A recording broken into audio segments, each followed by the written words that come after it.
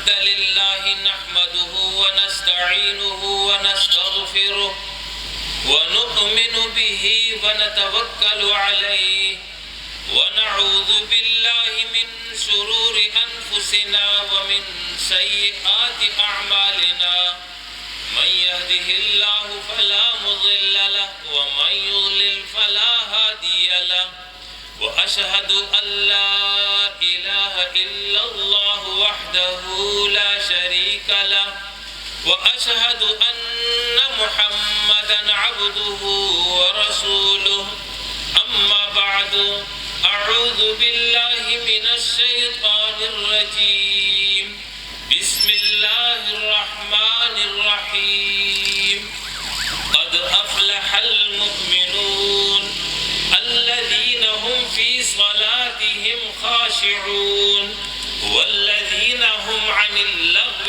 معرضون والذين هم للزكاة فاعلون والذين هم لفروجهم حافظون إلا على أزواجهم أو ما ملكت أيمانهم فإنهم غير ملومين فمن ابتغى وراء ذلك فأولئك هم العادون والذين هم لأماناتهم وعهدهم راعون والذين هم على صلواتهم يحافظون أولئك هم الوارثون الذين يرثون الفردوس هم فيها خالدون.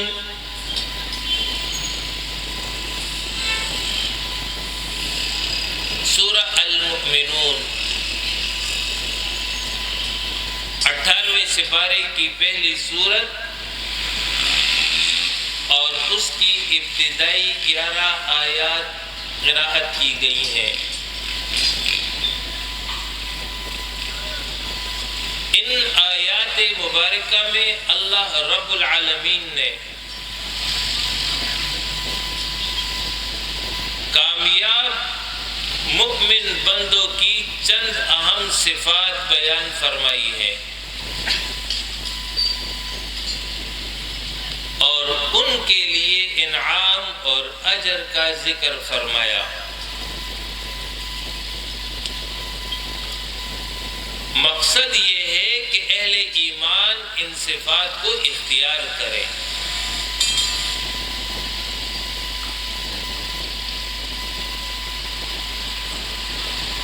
سورہ المؤمنون مکی سورت ہے. جب مسلمانوں کا مرکز مکہ تھا. قرآن مجید کی کل 114 سورتیں ہیں. ان میں 86 سورتیں دور مکی میں نازل ہوئی اور 28 سورتیں دور مدنی میں نازل ہوئی ہیں. آپ نے ان سورتوں کے آغاز میں یہ لکھا ہوا دیکھا ہوگا کہ مکیۃ مدنیۃ، کہ یہ مکی سورت ہے اور یہ مدنی سورت ہے. تو یہ نسبت مرکز اسلام کو ہے. قبل از ہجرت مرکز اسلام مکہ مکرمہ تھا اور بعد از ہجرت مرکز اسلام مدینہ تھا. تو مکی اور مدنی سے یہ مراد نہیں ہوتا ہے کہ مکہ میں نازل ہوئی ہے مدینہ میں نازل ہوئی ہے. اس لیے کہ قرآن تو 23 سال میں نازل ہوتا رہا. تو کبھی سفر میں ہوتے، کبھی مکہ میں ہوتے، کبھی مدینہ میں ہوتے، کبھی کسی مقام پر ہوتے. تو یہ نسبت جو ہے مرکز کو ہے. تو جب مسلمانوں کا مرکز مکہ تھا اس وقت کچھ اور حالات تھے، اور جب مرکز اسلام مدینہ ہوا تو اس وقت حالات اور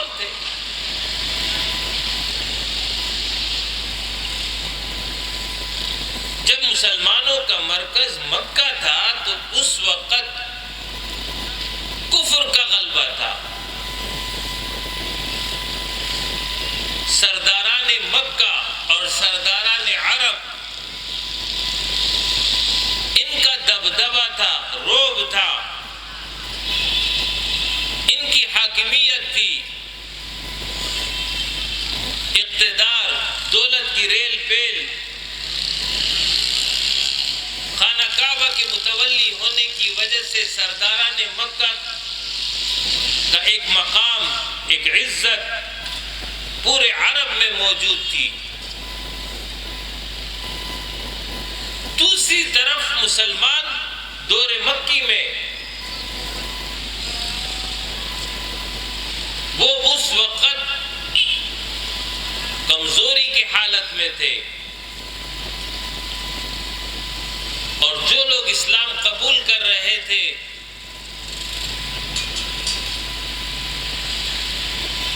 ان میں اکثریت ان لوگوں کی تھی جن کا معاشرے میں کوئی مقام نہیں تھا، غریب تھے، کمزور تھے، غلام تھے، اور جو کچھ تھوڑا بہت جن کے پاس مال تھا بھی. تو اس دور میں ایسے حالات تھے کہ جس کی وجہ سے اس میں بھی ان کو نقصان ہوا، ان کے مال میں کمی آنا شروع ہو گئی. یہ وہ منظر ہے. تو ایک طرف مشرکین کا غلبہ اور دوسری طرف مسلمانوں کی یہ حالت. ایسے دور میں یہ سورت نازل ہو رہی ہے، اور پہلی ہی آیت میں یہ اعلان فرما دیا کہ قد افلح المؤمنون، مؤمن کامیاب ہو گئے. تو جو لوگ دنیا دار ہوں اور جن کی نظر دنیا تک محدود ہو، ان کے نزدیک معیار کامیابی دولت، اقتدار، منصب، شہرت، اختیارات، یہ جس کو حاصل ہو تو وہ کامیاب ہے، اور جو محروم ہو وہ ناکام ہے. لیکن قرآن نے اس کی نفی کر دی کہ یہ معیار کامیابی سرے سے غلط ہے. اصل معیار کامیابی یہ ہے کہ جس کو رب کی رضا حاصل ہو جائے اور اس کے نتیجے میں وہ جنت میں داخل ہو جائے، وہی در حقیقت کامیاب ہے. اس لیے یہاں فرمایا کہ قد افلح المؤمنون، مؤمن کامیاب ہو گئے. افلح ماضی کا صیغہ ہے، ماضی جو گزر چکا ہے، حال جو موجودہ دور ہے، مستقبل جو آئندہ آئے گا. تو افلح یہ ماضی کی بات ہے، کامیاب ہو گئے. جبکہ کامیابی کا اعلان تو روز محشر ہوگا، وہاں اہل جنت کو کامیابی سنائی جائے گی اور ان کو جنت میں داخل کیا جائے گا. یہ تو مستقبل کی بات ہے. تو عربی زبان کا ایک قاعدہ ہے کہ جو بات مستقبل میں یقینی ہو، جس میں کوئی شک اور تردد نہ ہو، اس کو عرب ماضی کے صیغے سے تعبیر کر دیتے ہیں، گویا کہ وہ ہو گیا ہے. ہوگا تو مستقبل میں، لیکن یہ اتنی یقینی ہے کہ گویا کہ ہو ہو گیا ہے. تو کامیابی کا اعلان تو مستقبل کی بات ہے، لیکن یہ اتنی یقینی بات ہے کہ گویا کہ کامیاب ہو چکے ہیں. اس لیے ماضی کے صیغے سے تعبیر کیا کہ افلح، کامیاب ہو گئے، اور اس پہ لفظ قد کا اضافہ کیا تاکید کے لیے کہ یقیناً کامیاب ہو گئے. فلاح جس کا معنی میں نے کامیابی کا کیا، عربی زبان میں فلاح کہتے ہیں الفوز بالمراد، مقصود کا پا لینا، منزل کو پہنچ جانا، ہدف کا حاصل کر لینا، اس کو کہتے ہیں افلاح. ایک شخص ہے جس نے اپنے لیے ایک منزل متعین کر لی کہ میں اس منزل پر پہنچوں گا، میں اس چیز کو حاصل کروں گا. تو جب وہ حاصل کر لیتا ہے تو عرب کہتے ہیں افلح الرجل، یہ شخص اپنی منزل کو پہنچ گیا. مؤمن کی منزل، مؤمن کی منزل رب کی رضا ہے، مؤمن کی منزل جنت کا حصول ہے. اللہ فرما رہا ہے یہ دونوں چیزیں ایمان والوں کو مل گئی ہیں. تو یہ پہلی بات ہے جو اللہ نے یہاں فرمائی ہے. اس کے بعد یہ مؤمن کون ہے اور ان کے کیا اوصاف ہیں اس کا ذکر ہو رہا ہے. یہ بات بھی سمجھ لیجئے کہ قرآن مجید کا انداز تقریری ہے، تحریری انداز نہیں ہے. تحریری انداز اس کو کہتے ہیں کہ ایک موضوع سے متعلقہ جتنی بھی باتیں ہوں وہ ایک جگہ ذکر ہو جائے، دوبارہ ذکر نہ ہو. عام طور پر کتابوں میں آپ نے دیکھا ہوگا کہ کسی بھی موضوع سے متعلقہ جو جتنی بھی باتیں ہوتی ہیں وہ ایک ہی جگہ آ جاتی ہیں، دوبارہ صرف اس کا حوالہ دے دیتے ہیں کہ فلاں جگہ یہ بات موجود ہے. جبکہ تقریری انداز اس کو کہتے ہیں کہ جتنی بات کی ضرورت ہو اتنی بیان ہو جائے، دوبارہ ضرورت ہو تو دوبارہ بیان ہو جائے، تیسری مرتبہ ضرورت ہو تو تیسری مرتبہ بیان ہو جائے. یہی وجہ ہے کہ قرآن مجید میں ایک موضوع سے متعلقہ تمام تعلیمات، احکامات، ہدایات ایک جگہ پر موجود نہیں ہے.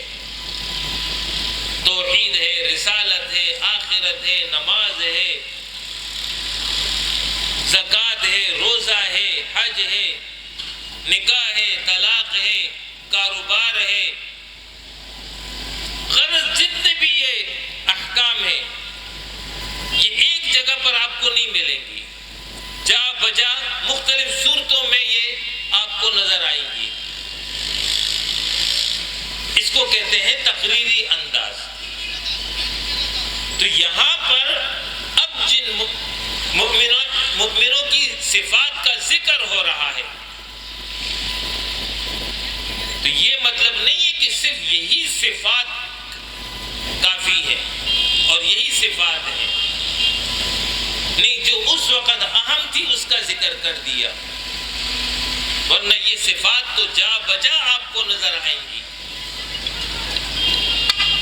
الف لام میم ذالک الکتاب لا ریب فیہ ھدی للمتقین الذین یؤمنون بالغیب ویقیمون الصلاة ومما رزقناہم وہاں ذکر ہے. ان المسلمین والمسلمات والمؤمنین والمؤمنات، وہاں کچھ اور اوصاف کا ذکر ہے. التائبون العابدون، وہاں کچھ اور اوصاف کا ذکر ہے. الذين يذكرون الله قياما وقعودا وعلى جنوبهم ويتفكرون في خلق السماوات والارض ربنا ما خلقت هذا باطلا، وہاں کچھ اور اوصاف کا ذکر ہے. الذين اذا ذكر الله وجلت قلوبهم واذا تليت عليهم آياته زادتهم ایمانا، وہاں کچھ اور اوصاف کا ذکر ہے. عباد الرحمن الذین یمشون علی الارض ہونا، وہاں کچھ اور اوصاف کا ذکر ہے. یہ میں نے نمونے کے طور پر چند آیات آپ کو بتا دی.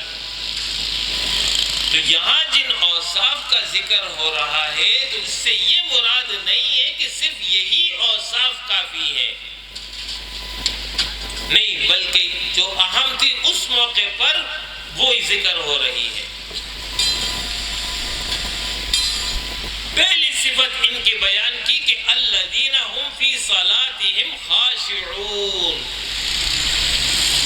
یہ اپنے نمازوں میں عاجزی کرتے ہیں. پہلی صفت نماز کے حوالے سے ہے. نماز اہم العبادت، تمام عبادات میں سب سے اہم عبادت نماز ہے. روز محشر جب اعمال کا احتساب ہوگا تو اول نماز کے بارے میں سوال ہوگا. نماز درست، باقی سب درست ہوتا چلا جائے گا. نماز میں خرابی، باقی پر اس کا اثر ہوگا. آپ صلی اللہ علیہ وسلم نے فرمایا کہ مومن اور کافر کے درمیان فرق لانے والی چیز نماز ہے. آپ صلی اللہ علیہ وسلم نے فرمایا کہ جس نے جان بوجھ کر نماز چھوڑ دی اس نے کفر کیا. آپ صلی اللہ علیہ وسلم نے فرمایا نماز کا مقام دین میں ایسے ہے جیسے سر کا مقام جسم میں. سر ہے تو باقی جسم کارآمد ہے، اور اگر سر ہی نہیں ہے تو باقی جسم بھی بیکار ہے. یہی وجہ ہے سیدنا عمر فاروق رضی اللہ عنہ نے اپنے عمال کو جو سرکاری مراسلہ ایک موقع پر بھیجا تو اس کے آغاز میں یہ ذکر کیا کہ ان اہم امورکم عندی الصلاۃ، میرے نزدیک تمہارے تمام کاموں میں سب سے اہم کام نماز ہے. جس نے نماز کو قائم کیا اس نے دین کو قائم کیا، اور جس نے نماز کو ضائع کیا اس نے دین کو ضائع کر دیا. اس لیے اس کو جو ہے سب سے پہلے اللہ رب العالمین نے بیان کیا. خاشعون، عاجزی کرتے ہیں. خشوع عربی میں کہتے ہیں ڈر اور خوف. ایسا ڈر اور خوف جو دل میں پیدا ہو اور اس کا اثر اس کے اعضاء پر ظاہر ہو جائے، کہ اعضاء نرم پڑ جائے، آنکھیں جھک جائے، اسی کو عاجزی کہتے ہیں. یہ احساس ہو بندے کو کہ میں رب العالمین کے سامنے کھڑا ہوں، جو اس کائنات کا خالق ہے، مالک ہے، حاکم ہے. میں اس کے دربار میں موجود ہوں. نبی اکرم صلی اللہ علیہ وسلم نے فرمایا وَاعْبُدْ رَبَّكَ كَأَنَّكَ تَرَاهُ فَإِن لَّمْ تَرَاهُ فَإِنَّهُ يَرَاكَ. اپنے رب کی عبادت ایسے کر گویا کہ تو اسے دیکھ رہا ہے. اگر یہ کیفیت طاری نہ ہو تو کم سے کم یہ کیفیت تو تم پر طاری ہو کہ میرا رب مجھے دیکھ رہا ہے.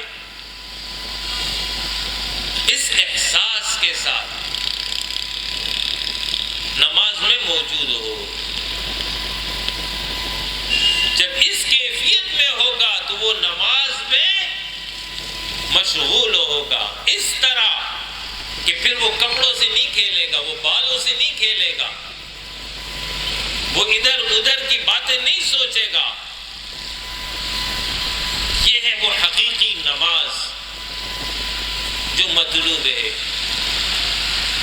دوسری صفت ان کی بیان کی کہ والذین هم عن اللغو معرضون. کامیاب مؤمن بندے وہ ہیں جو لغو باتوں سے، لغو اعمال سے دور رہتے ہیں، اعراض کرتے ہیں.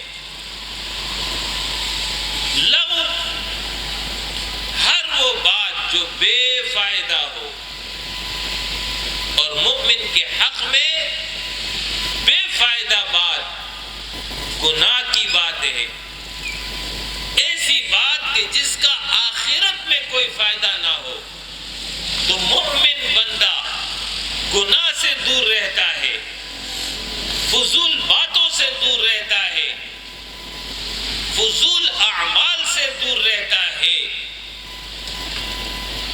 بندہ مومن اس دنیا کی زندگی کو 40 سال، 60 سال، 80 سال کی صورت میں اس کو دی گئی ہے، اپنے لیے قیمتی سرمایہ سمجھتا ہے کہ اس زندگی میں وہ اگر اعمال صالحہ کرے گا تو آخرت میں یہ اعمال صالحہ اجر کی صورت میں اسے مل جائے گا. لہذا بندہ مومن اپنے وقت کو قیمتی جانتا ہے اور اس کے ذریعے آخرت کی تیاری کرتا ہے. جیسے برف والا جو برف بیچتا ہو، اسے یہ احساس ہوتا ہے کہ اگر میں نے برف کی حفاظت نہیں کی اور اس کو بر وقت فروخت نہیں کیا اور اس کو اسی طرح رہنے دیا تو یہ گھل جائے گی اور میرا سرمایہ ڈوب جائے گا. تو کامیاب تاجر وہ ہوتا ہے جو صحیح موقع پر اپنا برف بیچ دے اور پیسہ کما لے. اسی طرح مؤمن اس زندگی کو برف کی مانند سمجھتا ہے کہ ہر آن ہر لمحے یہ کم ہوتی چلی جا رہی ہے، لہذا اس کو وہ فائدے میں لاتا ہے. اعمال صالحہ کی صورت میں وہ منافع حاصل کر رہا ہے. اور بے وقوف تاجر وہ ہوتا ہے جو اپنے برف کو کھلا چھوڑ دیتا ہے، توجہ نہیں دیتا ہے، اس کے نتیجے میں وہ برف گھل جاتی، اس کا اصل سرمایہ ڈوب جاتا ہے. تو نادان اور بے وقوف شخص ہے وہ جو اپنی عمر کو اس طرح ضائع کر دیتا ہے اور اس کے ذریعے آخرت کے لیے کچھ سامان نہیں کر پاتا. تو مؤمن کی صفت یہ ہے کہ وَهُمْ عَنِ اللَّغْوِ مُعْرِضُونَ. مؤمن لغو باتوں سے، لغو اعمال سے دور رہتے ہیں. لِلزَّكَاةِ فَاعِلُونَ. تیسری صفت ان کی بیان کی کہ کامیاب مؤمن بندے وہ ہیں جو زکوٰۃ ادا کرتے رہتے ہیں. زکوٰۃ یہ اسلام کا تیسرا رکن اور فرضی عبادت ہے. جیسے حدیث میں آئے کہ اسلام کی بنیاد 5 چیزوں پر ہے. اس میں اول کلمہ شہادت کا اقرار، دوسرا نماز، تیسرا زکوٰۃ، چوتھا روزہ، پانچواں حج. یہ 5 ستون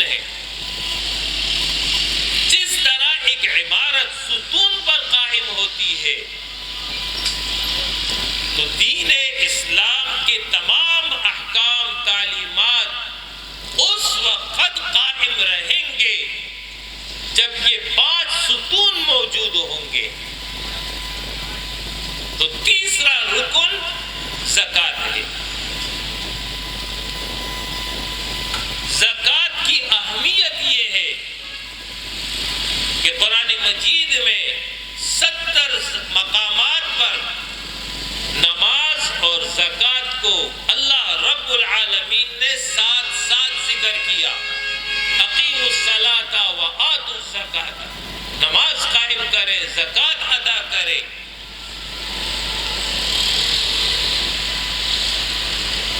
تو یہ جو ہے فرضی عمل ہے. سیدنا ابو بکر صدیق رضی اللہ عنہ نے جب خلافت سنبھالی تو متعدد فتنے پیدا ہوئے. ان میں ایک فتنہ مانعین زکوٰۃ کا تھا، جنہوں نے زکوٰۃ دینے سے انکار کر دیا. اس موقع پر آپ نے یہ حکم جاری کر دیا کہ میں ان کے خلاف جہاد اور قتال کروں گا جب تک کہ وہ رسی جو بکری کے ساتھ بندھی ہوئی ہوتی ہے وہ بھی مجھے زکوٰۃ میں نہیں دیں گے. تب تک جو ہے یہ قتال ان کے خلاف رہے گا. زکوٰۃ کا لغوی معنی ہے طہارت اور دوسرا معنی ہے برکت، بڑھوتری. زکوٰۃ کو زکوٰۃ اس لیے کہتے ہیں کہ جو مال زکوٰۃ میں دیا جاتا ہے یہ دوسرے کا حق ہے. اگر یہ حق نہ دیا جائے تو اس کے نتیجے میں پورا مال جو اس کا اپنا ہوتا ہے وہ ناپاک رہتا ہے. زکوٰۃ دینے کے نتیجے میں اس کا بقیہ مال پاک ہو جاتا ہے. ایک حدیث میں اس کو زکوٰۃ کو مال کا میل قرار دیا کہ اس کو الگ کر دو تو باقی مال پاک ہو جائے گا. اور دوسرا معنی زکوٰۃ کا ہے اضافہ، بڑھوتری، برکت.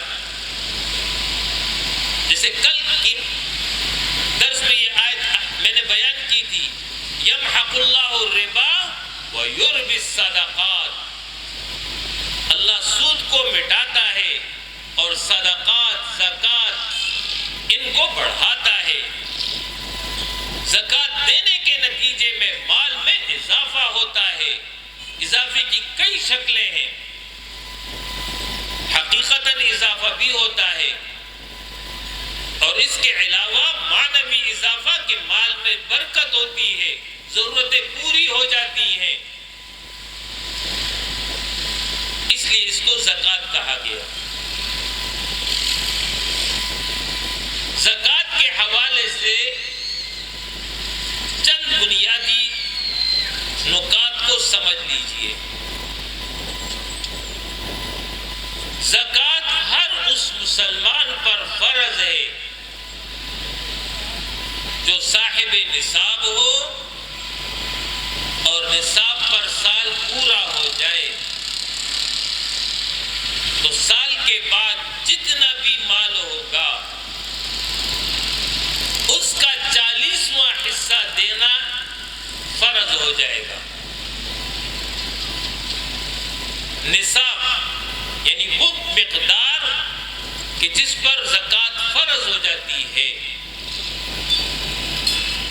تو نصاب میں 2 معیار ہیں. پہلا ہے 7.5 تولہ سونا اور دوسرا ہے 52.5 تولہ چاندی. تو جس شخص کے پاس صرف سونا ہو تو اس وقت 7.5 تولہ سونا یہ اس کا نصاب ہوگا، اور جس کے پاس صرف چاندی ہو، سونا نہیں ہے اور کچھ بھی نہیں ہے، تو اس صورت میں 52.5 تولہ چاندی موجود ہوگی، نصاب پورا ہو جائے گا. یہ تو ہے نصاب.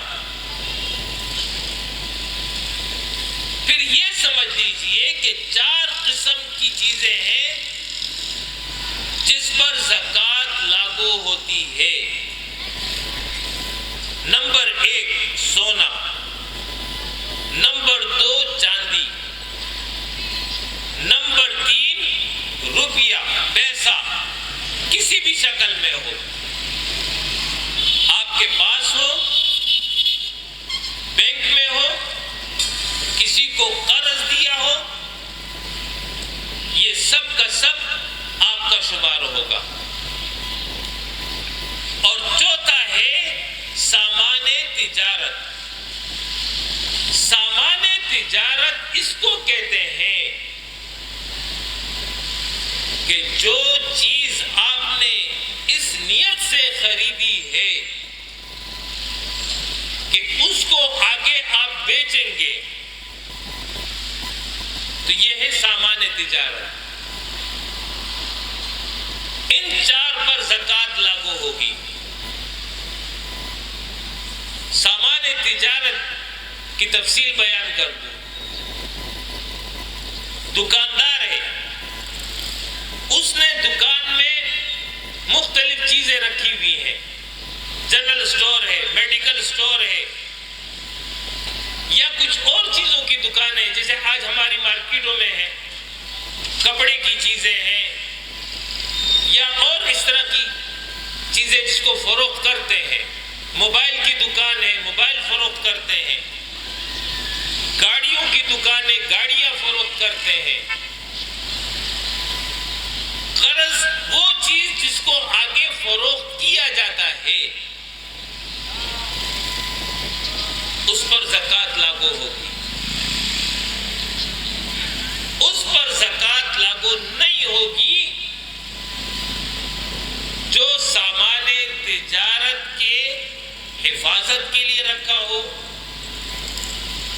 یا تجارت کو فروغ دینے کے لیے اس کو استعمال میں لاتا ہو. جیسے دکان ہے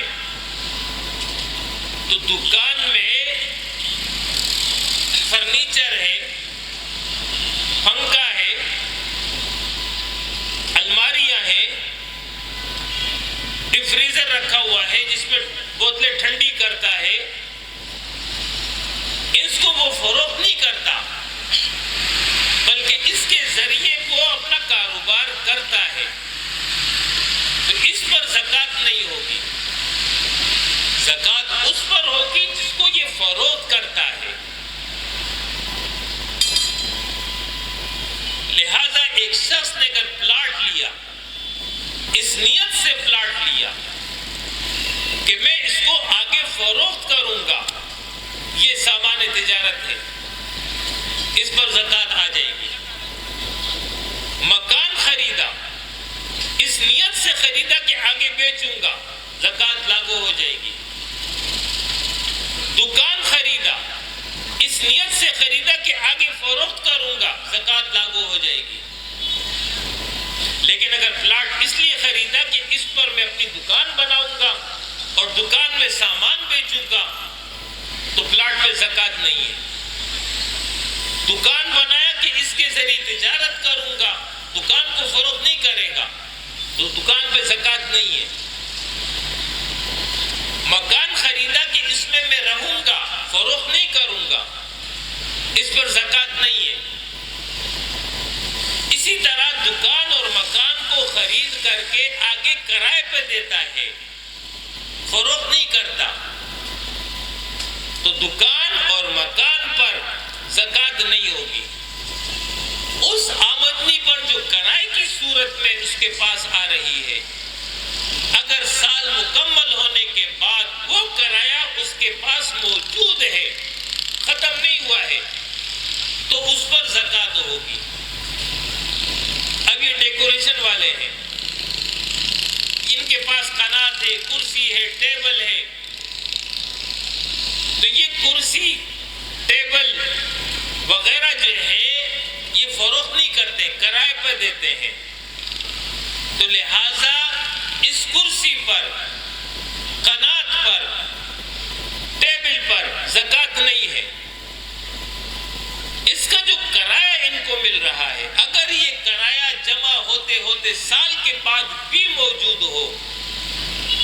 اس رقم پر زکات ہوگی جو کرائے کی صورت میں ان کے پاس موجود ہے، اور اگر استعمال ہو گیا ہے، ختم ہو گیا ہے، تو پھر اس پہ زکات نہیں ہے۔ لہذا یہ چار چیزیں ہو گئی: سونا، چاندی، روپیہ، سامان تجارت۔ ان چاروں میں سے کوئی ایک 52.5 تولہ چاندی کی مقدار کو پہنچ گیا، یعنی جتنی مالیت میں 52.5 تولہ چاندی آتا ہو اتنی مقدار میں یہ پہنچ گیا۔ ہم مثال لے لیتے ہیں کہ آج کے دن 52.5 تولہ چاندی کی مالیت 1,00,000 روپے ہے، مثال دے رہا ہوں۔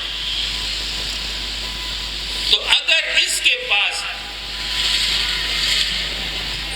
سونا، چاندی، نقد روپیہ اور سامان تجارت، ان چاروں کی مجموعی مالیت، یہ چار موجود ہیں اور چاروں کی مجموعی مالیت 1,00,000 تک پہنچ گئی، زکوٰۃ لاگو ہو جائے گی۔ اور اگر اس کے پاس صرف سونا ہے، باقی کچھ نہیں ہے، تو میں نے آپ کو بتایا کہ 7.5 تولہ سونا سے پہلے اس پر زکوٰۃ نہیں ہوگی، اور اگر صرف چاندی ہے تو 52.5 تولہ سے پہلے اس پر زکوٰۃ نہیں ہوگی۔ لیکن اگر اس کے پاس سونا اور چاندی دونوں ہیں تو دونوں کی مالیت کو جمع کیا جائے گا، اور 52.5 تولہ جو نصاب ہے اس کو پہنچ گیا تو زکوٰۃ لاگو ہو جائے گا۔ اور اگر سونا نہیں ہے، چاندی ہے اور روپیہ ہے، یا سونا اور روپیہ ہے، یا سونا اور سامان تجارت ہے، یا چاندی اور سامان تجارت ہے، تو پھر ان سب کو جمع کیا جائے گا، اور 52.5 تولہ کا جو نصاب 1,00,000 میں نے آپ کو بتایا کہ اس تک یہ مجموعی رقم میں پہنچ جاتی ہے، تو پھر زکوٰۃ لاگو ہو جائے گی۔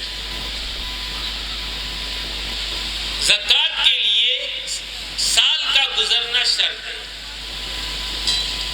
سال سے مراد قمری سال ہے۔ چاند کے حساب سے ایک شخص 15 ربیع الاول کو پہلی مرتبہ 1,00,000 کی مالیت کا مالک بن گیا۔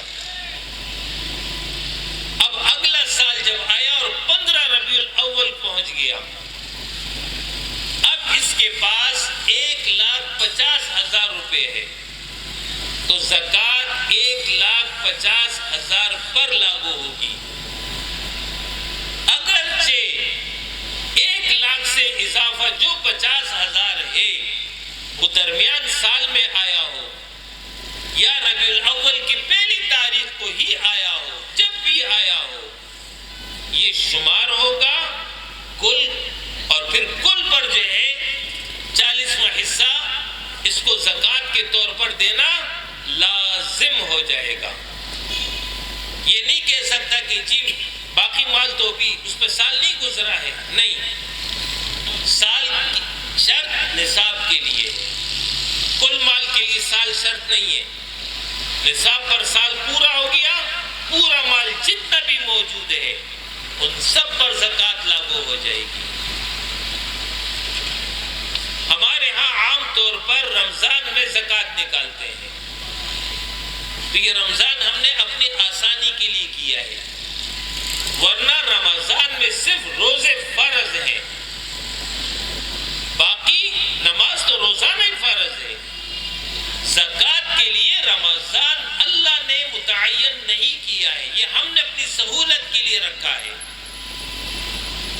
ہر شخص کا اپنا سال جب بھی پورا ہوگا، تو کوئی ربیع الاول میں ہوگا، کوئی شوال میں ہوگا، کوئی شعبان میں ہوگا، کوئی کسی اور مہینے میں ہوگا، جب بھی پورا ہوگا سال اس کا، تو جتنی مالیت اس کے پاس موجود ہے اس کا 40واں حصہ زکوٰۃ کے طور پر دینا اس پر لازم ہو جائے گا۔ زکوٰۃ کے 8 مصارف ہیں جس کو قرآن مجید سورہ التوبہ میں اللہ رب العالمین نے خود بیان کیا ہے کہ یہ زکوٰۃ کی رقم ان 8 میں سے کسی ایک کو دی جا سکتی ہے، اس کے علاوہ کسی اور کو نہیں دیں گے۔ وہ 8 مصارف یہ ہیں۔ نمبر 1، فقیر۔ فقیر اس کو کہتے ہیں کہ جس کے پاس کچھ بھی نہیں ہے، معذور ہے، بیمار ہے، یتیم ہے، بیوہ ہے، اس کے پاس کچھ بھی نہیں ہے کھانے کے لیے، رہنے کے لیے، یہ فقیر ہے، اس کو زکوٰۃ دی جا سکتی ہے۔ دوسرا ہے مسکین۔ مسکین اس کو کہتے ہیں کہ جس کے پاس کچھ نہ کچھ ہے لیکن اتنا نہیں جو اس کو کافی ہو جائے، وہ کسی سے سوال نہیں کرتا ہے، تو یہ مسکین ہے، اس کو زکوٰۃ دی جا سکتی ہے۔ تیسرا ہے عاملین زکوٰۃ۔ یہ سرکار کی طرف سے جو لوگ مقرر ہوں زکوٰۃ کی وصولی اور اس کے خرچ کے لیے، ان کو تنخواہ زکوٰۃ میں سے دی جا سکتی ہے، لیکن جو سرکار کی طرف سے مقرر نہ ہو، قوم کی طرف سے، برادری کی طرف سے، علاقے کی طرف سے، کسی ادارے کی طرف سے افراد مقرر ہوں اس کام کے لیے، تو ان کو تنخواہ زکوٰۃ سے نہیں دی جائے گی۔ چوتھا ہے تالیف قلب۔ اس سے مراد یہ تھا کہ دور اول میں جب اسلام کا ابتدائی دور تھا تو اس وقت یہ مد رکھی گئی تھی کہ جو کافر غیر مسلم ایسے ہوں کہ اگر ان کو مالی امداد دی جائے وہ مسلمان ہو جائیں گے، یا ان کے کفر میں کمی آئے گی اور مسلمانوں کے خلاف کارروائی نہیں کریں گے، تو ایسے کافروں کو زکوٰۃ دی جاتی تھی۔ لیکن بعد میں سیدنا عمر فاروق رضی اللہ عنہ نے یہ حکم جاری کیا کہ اب اسلام غلبے کا دور ہے، اب ہم کسی کافر کو زکوٰۃ نہیں دیں گے۔ تو آج بھی اگر ایسے حالات پیدا ہو جائیں کہ کہیں پر مسلمان کمزور ہوں اور کافروں کو نرم کرنے کے لیے، قابو میں رکھنے کے لیے ان کو مالی رقم دینے کی ضرورت ہو تو زکوٰۃ سے دی جا سکتی ہے، ورنہ عام حالت میں نہیں دی جائے گی۔ 5ویں قسم ہے غلام آزاد کرنا۔ اب تو یہ شک ختم ہو گئی ہے، اب تو غلام نہیں رہے۔ البتہ جو لوگ جیل میں قید ہوں اور ان کے پاس ضمانت کی رقم نہیں ہے، تاوان کی رقم نہیں ہے، ان کے بارے میں یہ یقین ہو کہ ان کو اگر یہ رقم دے دی جائے اور یہ جیل سے باہر آ کر کے شریفانہ زندگی گزاریں گے، بدماشی نہیں کریں گے، تو ایسے لوگوں کو زکوٰۃ کی رقم دے کر کے ان کو جیل سے چھڑایا جا سکتا ہے۔ 6ٹھی قسم ہے مقروض، جس پر قرضہ ہو تو قرضے کی ادائیگی کے لیے اس کو زکوٰۃ کی رقم دی جا سکتی ہے، لیکن یاد رہے زکوٰۃ کی رقم اسی قرضدار کو دی جائے گی جس کی رقم ہے، یعنی قرض خواہ، اس کو نہیں دیں گے۔ اگر آپ نے براہ راست دے دی تو زکوٰۃ ادا نہیں ہوگی، جس پر قرضہ ہے اس کو دیں گے، وہ پھر اپنا قرض ادا کرے۔ اسی طرح ایک بیمار ہے، اسپتال میں داخل ہے اور اس کو زکوٰۃ کی رقم دینا مقصد ہے، تو پھر زکوٰۃ اس مریض کو دو گے، وہ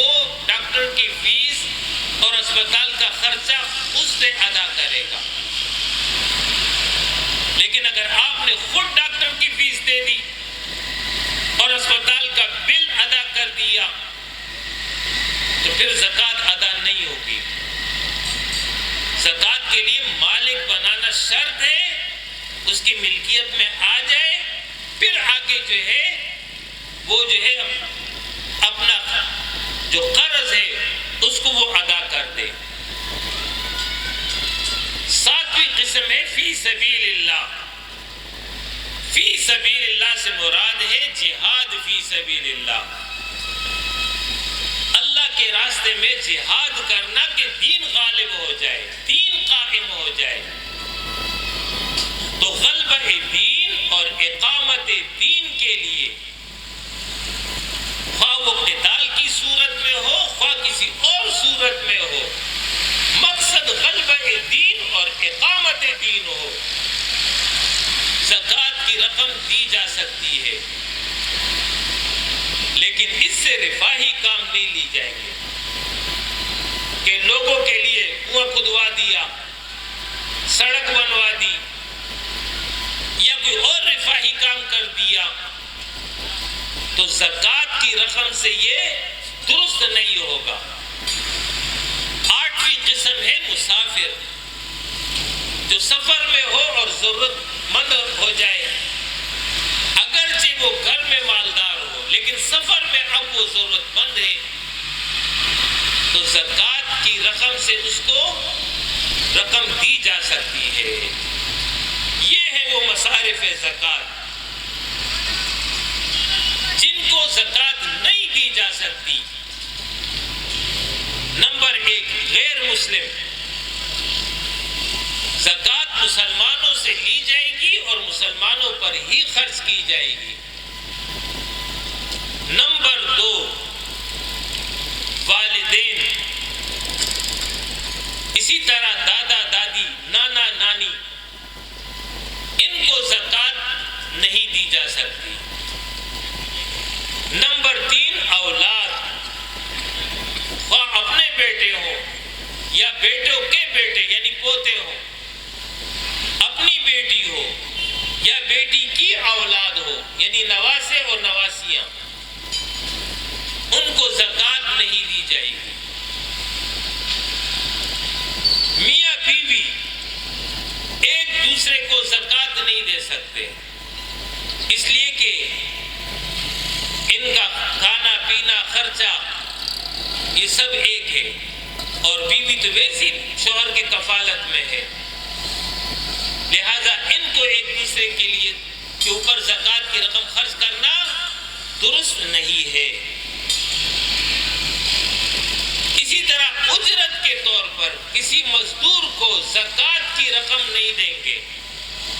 اس کو اجرت پوری دے، پھر مستحق ہو تو الگ سے زکوٰۃ اس کو دے، لیکن زکوٰۃ کو اجرت کے مد میں دینا یہ درست نہیں ہے. سید خاندان یعنی وہ لوگ جو نبی اکرم صلی اللہ علیہ وسلم کے آل شمار ہوتے ہیں، ان کو زکوٰۃ نہیں دی جا سکتی. ان کے ساتھ تعاون کرنا نفلی صدقات کے ذریعے یہ بڑا اجر اور ثواب ہے، لیکن زکوٰۃ سے ان کو مال نہیں دیا جائے گا. تو یہ چند بنیادی احکام تھے جو اس آیت کے ذیل میں نے بیان کر دیے. تو مومن کی صفت یہ ہے کہ وَهُمْ لِلزَّكَاةِ فَاعِلُونَ، کہ مومن وہ ہے جو زکوٰۃ ادا کرتے رہتے ہیں، یعنی ان کی دائمی صفت ہے. وَالَّذِينَ هُمْ لِفُرُوجِهِمْ حَافِظُونَ، کامیاب مومن بندے وہ ہیں جو اپنے شرمگاہوں کی حفاظت کرتے ہیں. إِلَّا عَلَىٰ أَزْوَاجِهِمْ أَوْ مَا مَلَكَتْ أَيْمَانُهُمْ فَإِنَّهُمْ غَيْرُ مَلُومِينَ. ہاں اپنی بیویوں کے ساتھ تعلق، اور ابتدائی دور میں جب لونڈیاں